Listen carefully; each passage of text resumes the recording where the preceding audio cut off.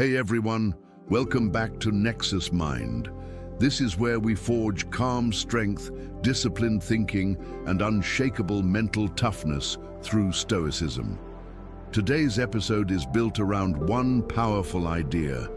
You will not stop experiencing pain, but you can stop being controlled by it. Life will still test you with setbacks, rejection, and loss. But the Stoics believe something radical.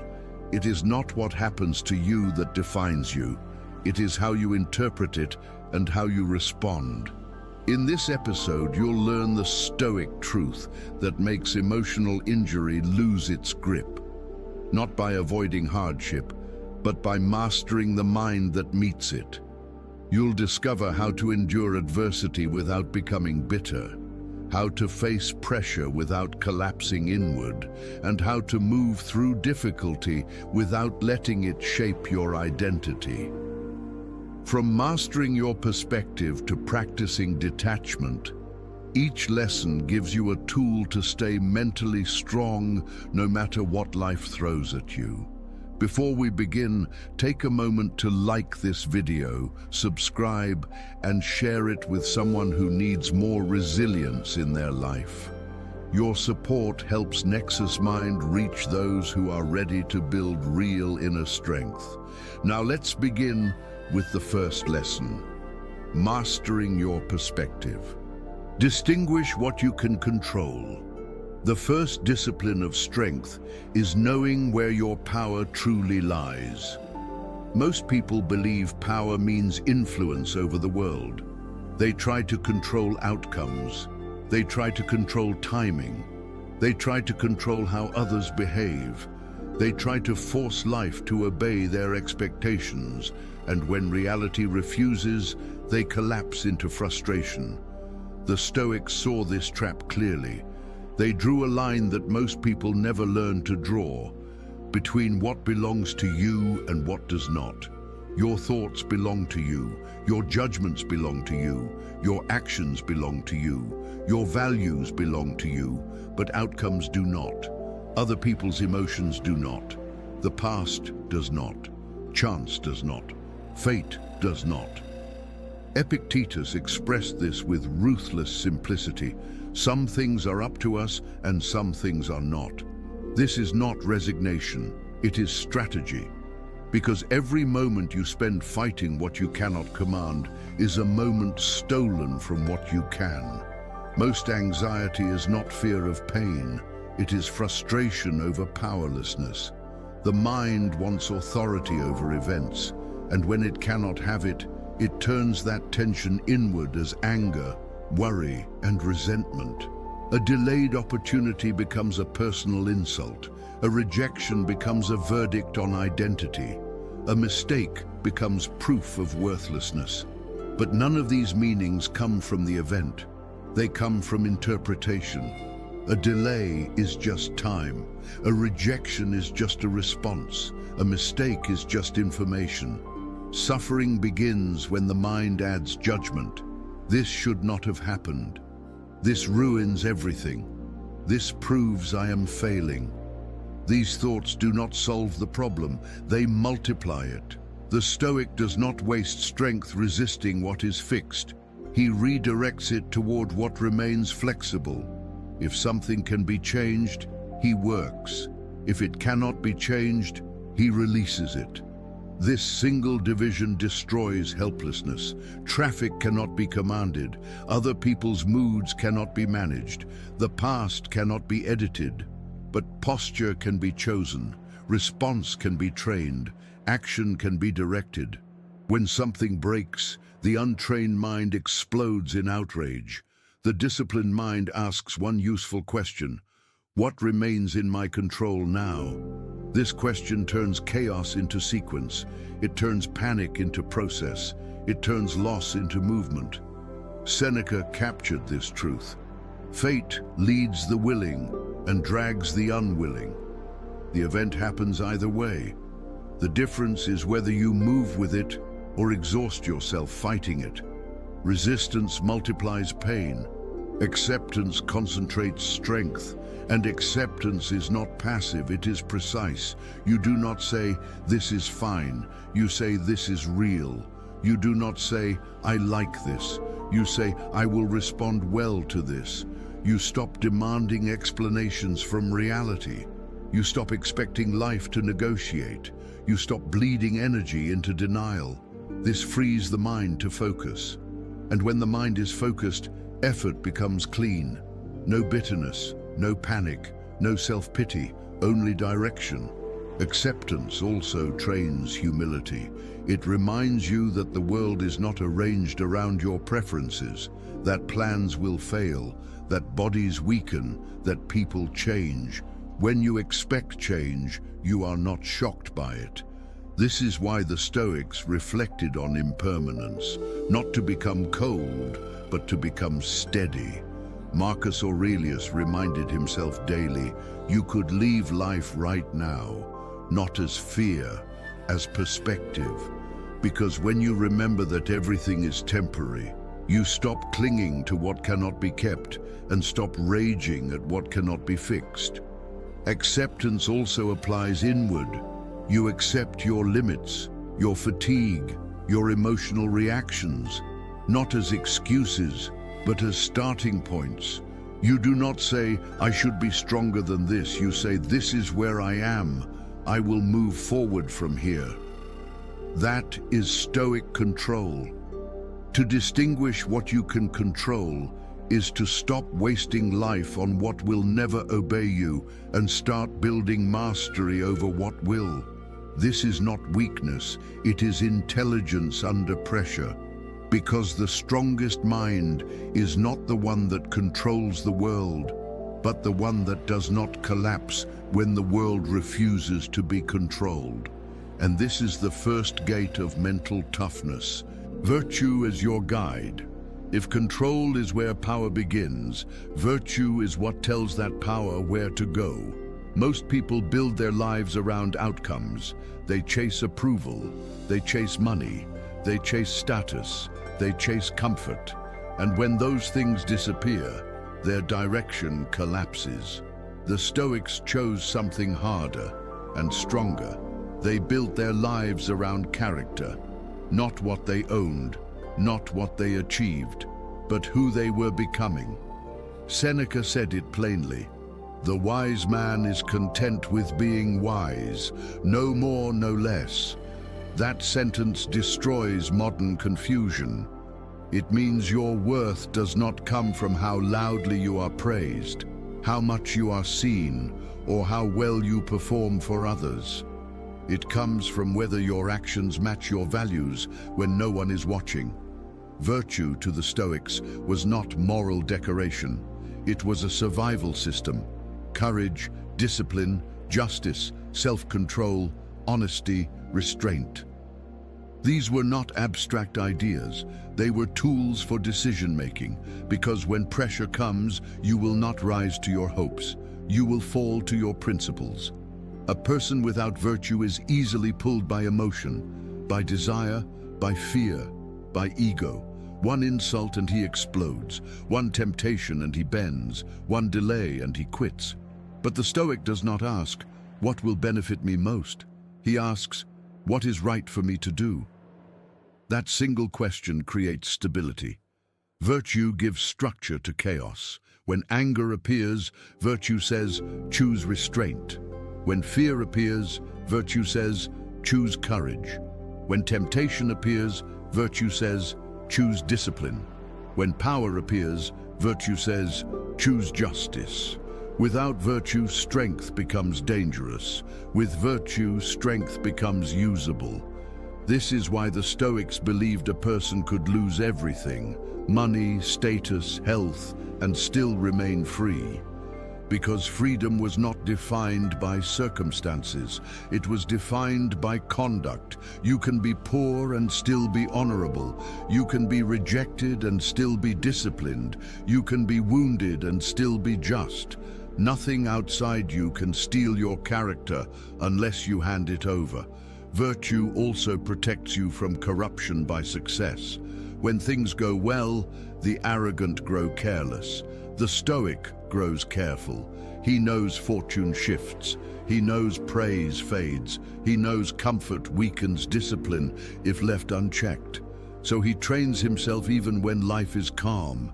He does not ask, "How do I win?" He asks, "How do I remain good?" This is not softness, it is armor. A man guided by virtue does not need to be loud. He does not need to dominate. He does not need to prove. His conduct does that for him. Virtue creates internal law, and internal law creates freedom. You are no longer ruled by impulse, no longer dragged by craving, no longer shaken by insult. Your actions are chosen, not leaked out under pressure.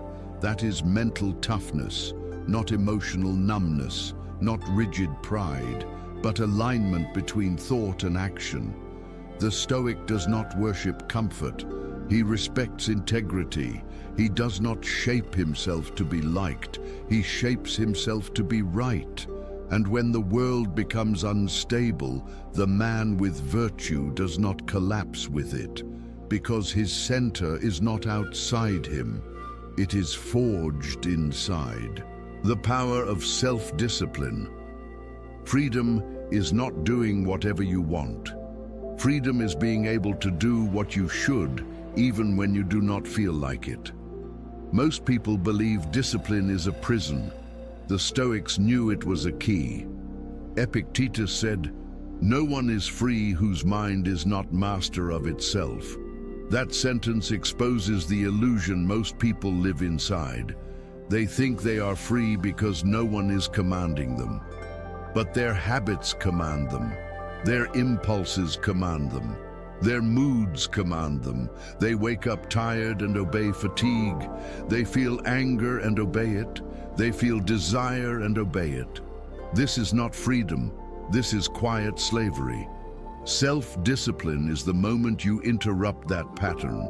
It is the space between urge and action, the pause where character speaks before instinct takes control. The Stoic trains this pause, not through sudden heroics, but through small, daily restraint. He eats with moderation even when indulgence is easy. He works when comfort whispers. He rests with intention instead of collapse. Discipline is not about punishment. It is about direction. Without discipline, energy scatters, attention weakens, will dissolves. With discipline, effort concentrates, time sharpens, character stabilizes. The Stoics understood something modern culture forgets. Pleasure weakens when it rules you. Pain strengthens when it trains you. A man who cannot resist small desires will not survive large pressures. If you cannot say no to comfort, to distraction, to laziness, you will say yes to things that ruin you. Self-discipline builds inner command. It teaches you, I decide when I act. I decide what I tolerate. I decide what I become. Not emotion, not craving, not fear. This is why discipline creates confidence, not the loud kind, the quiet kind, the confidence that comes from keeping promises to yourself, from seeing your own consistency, from knowing you are not controlled by passing feelings. Discipline also protects you from collapse when life becomes difficult. When chaos arrives, the undisciplined panic. The disciplined organize. They already know how to act without motivation. They already know how to move without comfort. They already know how to endure without drama. Their strength is trained, not improvised. The Stoic does not wait for inspiration. He builds systems, he builds routines, he builds standards, he builds limits, because structure creates stability, and stability creates power. Self-discipline is not denial of life. It is refinement of life. It teaches you what deserves your energy and what does not. It removes noise from the mind. It removes chaos from behavior. You do not become harsh. You become clear. Clear about what you will do. clear about what you will not do, clear about what matters, and over time, discipline becomes identity. You no longer force yourself, you simply live aligned. This is why the Stoics did not chase freedom, they trained for it. Because the man who controls himself cannot be easily controlled by the world, and that is real power. The transience of life. Everything you see is temporary. Every face, every body, every possession, every moment. The Stoics did not study this to become sad. They studied it to become awake. Marcus Aurelius reminded himself constantly, "All that you see will soon be gone, and those who see it will soon be gone as well." Not as a threat, as a lens, because when you forget impermanence, you cling. You panic, you rage when things change, but when you remember it, you choose carefully. You stop assuming tomorrow is guaranteed. You stop wasting today. Most people live as if time is endless. They delay courage. They postpone discipline. They treat relationships as permanent. They treat effort as optional. Then loss arrives, and it feels like betrayal. But impermanence was never cruel. It was honest. Everything that begins ends. That does not make life meaningless. It makes it precise. A thing that does not last demands attention. A moment that will not return demands presence. The Stoic does not despair over what fades. He respects it. He knows that fortune will turn, that youth will leave, that strength will soften, that comfort will be interrupted. So he prepares the only thing that can endure change, character. He does not build his identity on status, on beauty, on applause, on possessions, because those burn away. He builds it on discipline, on virtue, on reason, on restraint, because those travel with him through loss. Impermanence also teaches humility. You are not permanent. Your victories are not permanent. Your failures are not permanent. So arrogance weakens, despair loosens. When success comes, you do not become reckless. You remember it will pass. When pain arrives, you do not collapse. You remember it will pass. This steadies the mind. The Stoic does not say, "This will last forever." He says, "This is happening now." And because of that, he loves more carefully, works more deliberately, speaks more honestly. Impermanence also sharpens gratitude. When you know something can be taken, you stop ignoring it. Breath becomes valuable, time becomes valuable, health becomes valuable, silence becomes valuable. You do not waste what can vanish. And this transforms suffering. Loss is not just pain, it is instruction. It teaches what mattered, what was fragile, what was assumed. The Stoic does not fight this lesson, he absorbs it. He does not beg reality to freeze. He trains himself to flow, because what resists change breaks. What adapts endures. Life does not promise permanence, it offers participation. And the Stoic accepts this contract. He does not cling to moments, he uses them. He does not worship comfort, he uses comfort. He does not fear endings, he respects beginnings. Impermanence does not make you weak, it makes you exact. Exact with time, exact with words, exact with choices.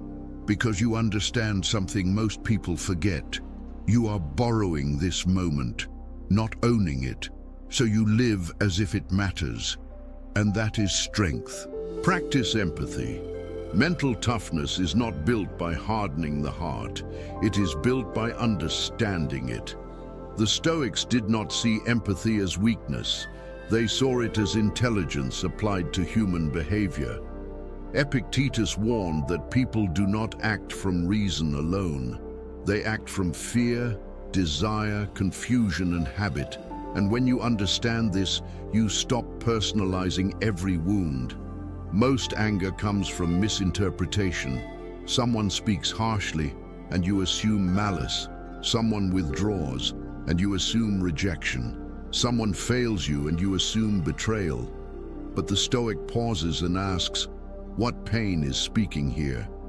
What insecurity is acting? What struggle is being hidden? Empathy does not excuse harm. It explains it, and explanation dissolves unnecessary hatred. A person who understands behavior is harder to provoke, because he no longer reacts to the surface. He sees the source. This creates emotional distance without emotional coldness. You do not need to fight every difficult person. You need to understand them enough not to become like them. Marcus Aurelius reminded himself, when you wake up, tell yourself, today I will meet people who are arrogant, dishonest, jealous, and selfish, not to judge them, but to prepare for them. Because if you expect perfection, you will be angry all day. Empathy trains the mind to stay clear in human chaos. It keeps your strength usable. Without empathy, strength becomes blunt. You begin to see enemies everywhere. You begin to treat conflict as identity. But with empathy, you see patterns instead of villains. You realize many people are not cruel. They are untrained. They are wounded. They are reacting without awareness. This does not mean you tolerate abuse. It means you choose response wisely. Sometimes empathy leads to patience. Sometimes it leads to distance. Sometimes it leads to silence, but it always leads to control. The Stoic does not ask, how do I dominate this person? He asks, how do I not become disturbed by them? Empathy also protects your ego. When someone insults you, you do not inflate yourself, you observe them. You see that their words are a mirror of their state, and when someone disappoints you, you do not collapse into bitterness. You recognize limitation. This preserves inner order. Without empathy, you carry every offense. With empathy, you release many of them. Empathy also deepens relationships. When you understand instead of attack, trust grows. When you listen instead of judge, respect forms. And when you respond without cruelty, your authority increases, not by force, by gravity. The Stoics believed we are citizens of one human body. That harm done in ignorance is not the same as harm done in intent. And knowing this makes you harder to control through emotion, because you are no longer ruled by instinct. You are guided by understanding. Empathy does not weaken mental toughness. It refines it. It removes excess conflict. It conserves energy. It reduces unnecessary war. And the strongest warrior is the one who chooses which battles deserve his soul. Empathy teaches you that not every fight is yours. Not every insult is about you. Not every conflict needs your anger. Sometimes the strongest response is clarity. Sometimes it is distance. Sometimes it is silence. But it is never blind reaction. And that is Stoic strength. Choose your response. Mental toughness is not proven by what happens to you. It is revealed by how you answer it. The Stoics taught that events have no power by themselves. Only your response gives them force. Epictetus made it clear, it is not what happens to you that matters, it is what you decide it means. Between stimulus and reaction, there is a pause, and inside that pause lives your freedom. Most people skip this space. They react immediately. Anger answers anger, fear answers pressure, ego answers insult. And once reaction takes the wheel, character is no longer driving. The Stoic refuses automatic behavior. When insult arrives, he does not answer with heat. He examines. When loss appears, he does not collapse, he adapts. When fear rises, he does not obey it. He questions it. This is not emotional suppression. It is emotional command. You are not weak because you feel anger. You are weak if anger decides for you. You are not weak because you feel fear. You are weak if fear controls you. Response is where discipline lives. Two people experience the same event. One becomes bitter, the other becomes sharper. Same circumstance, different command. This is why Stoicism is dangerous to helplessness. It removes excuses. You cannot choose what arrives, but you can choose what stands. This makes suffering smaller and strength larger. Instead of asking, "Why did this happen?" the Stoic asks, "What will I do with it?" Instead of saying, "This is unfair," he says, "This is training." Instead of collapsing into self-pity, he builds response. A delayed goal becomes patience. A failure becomes correction. A betrayal becomes clarity. Nothing is wasted when response is disciplined. This is why Stoics survived exile, loss, and death without losing order. They understood pain is unavoidable, chaos is optional. When you choose your response, you take ownership of your mind. You stop outsourcing your peace to people, events, or timing. You stop bleeding energy into reaction. And when you do this long enough, people notice. Not because you speak louder, but because you move differently. You become predictable to yourself and unpredictable to pressure. This is inner authority. This is why Stoicism is not emotional coldness. It is emotional strategy. You still feel, but you do not surrender. You still hurt, but you do not unravel. You still face storms, but you choose your posture inside them. The world will test you. It always has. But every test asks one question: will you be ruled or will you respond? This is the discipline that turns hardship into command. And the man who masters his response can be surrounded by fire and still remain in control of himself. That is Stoic power. Embrace simplicity. Mental toughness is not built by adding more. It is built by removing what weakens you. The Stoics understood something modern life forgets. Complexity drains the mind, but simplicity sharpens it. Seneca warned that luxury creates dependence, not comfort, dependence. When you need excess to feel stable, you become fragile. Simplicity is not poverty, it is precision. It is choosing what matters and discarding what does not. Most people live surrounded by noise, too many opinions, too many desires, too many distractions, too many things demanding attention, and the mind that tries to hold everything masters nothing. The Stoic does not chase abundance, he chooses order. He eats to fuel the body, not to escape thought. He owns what he uses, not what inflates status. He speaks when words serve truth, not when they serve ego. This is not minimalism for aesthetics, it is minimalism for power. Every unnecessary want creates a new weakness. Every unnecessary attachment creates a new fear. When your happiness depends on many things, your peace depends on chance. Simplicity cuts that chain. You do not need more stimulation. You need more direction. You do not need more possessions. You need more command over desire. The Stoics trained themselves to be comfortable with little so they would never be enslaved by much. Cold water instead of luxury baths, plain food instead of indulgence, silence instead of excess talk. Not because suffering is noble, but because dependence is dangerous. A simple life is harder to disturb. Insults lose power when pride is light.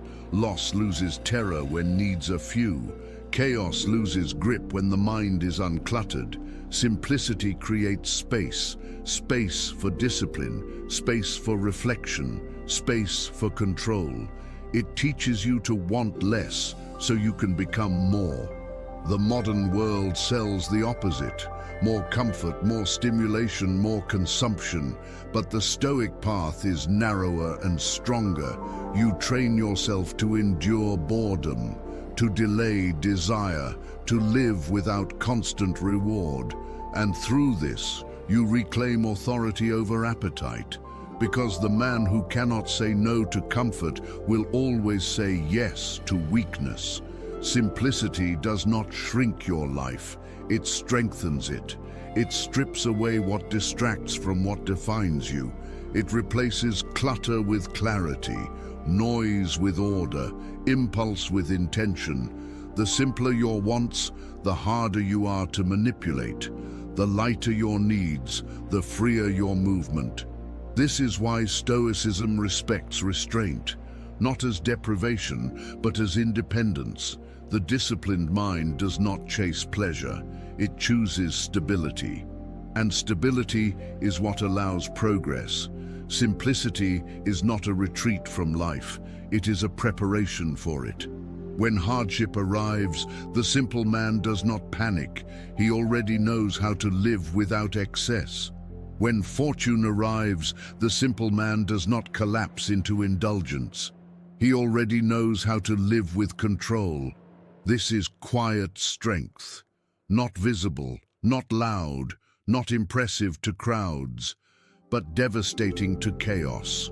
Because the man who needs little can focus fully, and the man who can focus fully can shape himself under any condition.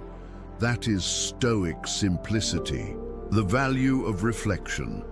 Mental toughness is not only built in action, it is built in examination. The Stoics did not end their days with distraction, they ended them with review. Marcus Aurelius wrote to himself, not for praise, but for correction. Reflection is how the mind becomes a weapon instead of a mirror.